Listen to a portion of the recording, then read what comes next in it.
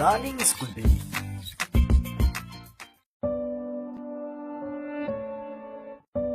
হ্যাঁ ওই তো রিক্সা। মামা তিরে মোড়ে যাইবা? না মামা যাইবো না, তিরিমুল নেই, সারাদিন রোজা রাখছি তো, অন্য রিক্সায় যাবো। আচ্ছা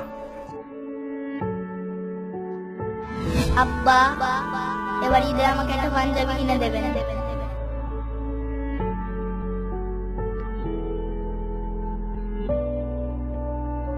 মামা উঠেন। দূর মেয়ে, একবার বলো যাবে, একবার বলো যাবো না। আচ্ছা বাদ দাও। তখন কি যেন বলছিল? ও হ্যাঁ, বোনাসের কথা। এবার ঈদে বস নাকি বোনাসটা বাড়িয়ে দিবে। ও তাহলে তো গ্রেট। তাহলে এবারে দেখুন তোমার একটা বাহুবলী শাড়ি অবশ্যই, ঠিক আছে? আর আপকামিং বেবির জন্য কিছু টয়স কিনবা, আর আব্বুর জন্য একটা পাঞ্জাবি, আম্মুর জন্য একটা শাড়ি, ঠিক আছে? তুমি এসব নিয়ে কোনো চিন্তা করো না, তুমি একটা লিস্ট করে ফেলো। আচ্ছা ঠিক টাকা আছে, পয়সা নিয়ে কোনো সমস্যা চিন্তা করা লাগবে না, ঠিক আছে? আব্বা, এবার ঈদে আমাকে একটা পাঞ্জাবি কিনে দেবেন।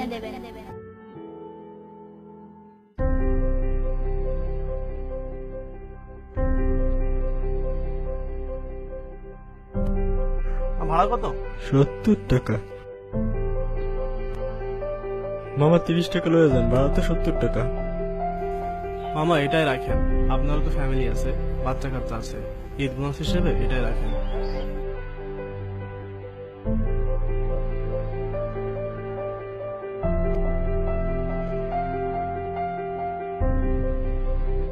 আমরা কি কখনো ভেবেছি সেই মানুষগুলোর কথা যারা রোদে পুড়ে অথবা বৃষ্টিতে ভিজে আমাদেরকে সঠিক গন্তব্যে পৌঁছে দেওয়ার জন্য প্রতিদিন প্রতি রাত অক্লান্ত পরিশ্রম করে যাচ্ছে।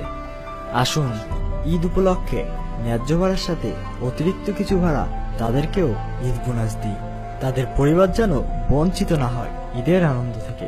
ভিডিওটি শেয়ার করে সবার মাঝে ছড়িয়ে দিন, আপনার একটি শেয়ার হয়তো হতে পারে বহু মানুষের ঈদের বোনাস।